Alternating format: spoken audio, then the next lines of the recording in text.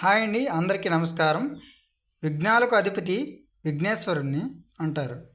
ఈరోజు అయితే మనం అమరావతికి దగ్గరలో ఉన్న వెంకటపాలెం గ్రామంలో అతి భారీ విగ్రహాలను అయితే మీకు చూపించబోతున్నాను. ఇప్పుడైతే ఒక వినాయక మండపం దగ్గరికి అయితే వెళ్తున్నాను. చూడండి, ఈ వినాయకుడి మండపం దగ్గర ఇరువైపులా అరటి చెట్లను అయితే పెట్టారు. ఇవి చూడడానికి అయితే చాలా అందంగా కనిపిస్తున్నాయి. ఇప్పుడు చూడండి, మనం ఇక్కడ పెట్టిన వినాయక స్వామి విగ్రహాన్ని మీకు చూస్తున్నారు కదా, చూడడానికి రెండు కళ్ళు సరిపోవట్లేదు, అంత అందంగా కనిపిస్తుంది. మండపంలో ప్రస్తుతం అయితే పూజా కార్యక్రమం అయితే జరుగుతున్నది. దంపతులు ఇరువురు పూజ చేస్తున్నారు. ఇప్పుడు నేను మీకు చూపిస్తున్న ఈ వినాయక విగ్రహం పథంలో ఒక ఈశ్వరుణ్ణి, మరోవైపు 5 పడగలతో కూడిన నాగేశ్వరుణ్ణి కలిగి ఉంది. అలాగే వినాయక స్వామిని పూలతో చాలా అందంగా అలంకరించారు.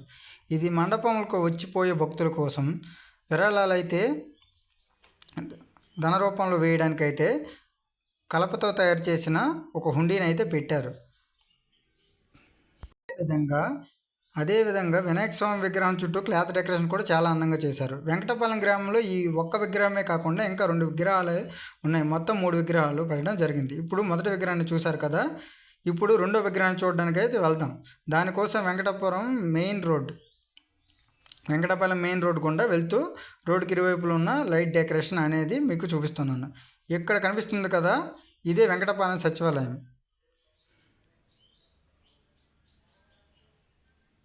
చూడండి, కనిపిస్తుంది కదా, ఇదైతే వెంకటపాలెం సచివాలయం. కొంచెం ముందుకు వెళ్తున్నాను, చూడండి, ఇప్పుడైతే కనిపిస్తుంది.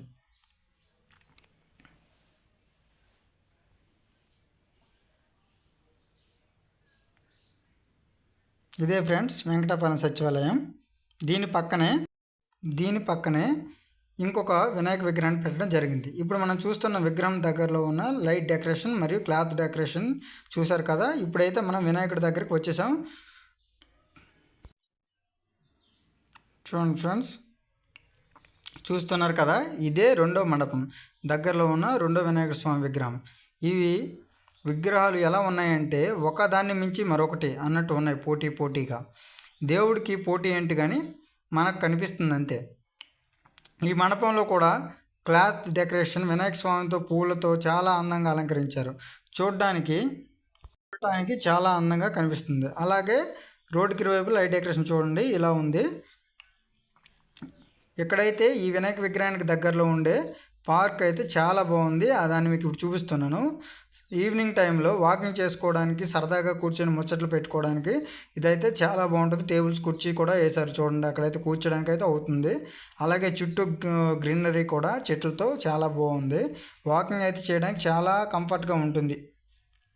ఇక్కడైతే నిత్య అన్నదాన కార్యక్రమాలు కూడా జరుగుతున్నాయి. ఇప్పుడైతే 3వ విగ్రహాన్ని చూపించడానికి నేను వెళ్తున్నాను. చూడండి, భోజనాల కోసం అయితే టెంట్ అయితే వేశారు.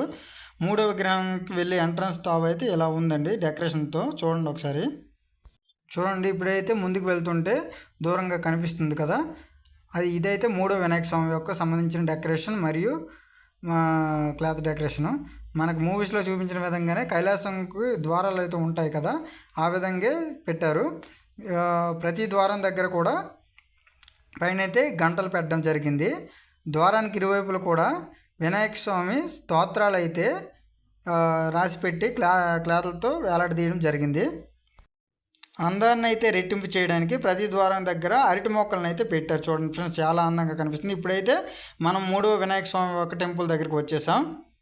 ఈ మండపాన్ని అయితే చాలా అందంగా తయారు చేశారండి. దీనికి ఇక్కడ కూడా ఇరువైపులా అరటి మొక్కలని పెట్టడం జరిగింది. వినాయక స్వామిని పూలమాలతో అయితే అందంగా అలంకరించారు. ఇంకా నైట్ టైం కూడా ఇంకా అందంగా కనిపించడానికి కోసం అయితే జూమ్ లైట్లు అయితే పెట్టడం జరిగింది. క్రింద కూడా భక్తులు కూర్చోవడానికి అయితే సౌకర్యవంతంగా గ్రీన్ మ్యాట్ అయితే వేయడం జరిగింది. ఫ్యాన్లు కూడా కొంచెం గాలి తగిలిన పరిస్థితుల్లో ఫ్యాన్లు కూడా దానికోసం అయితే పెట్టారు.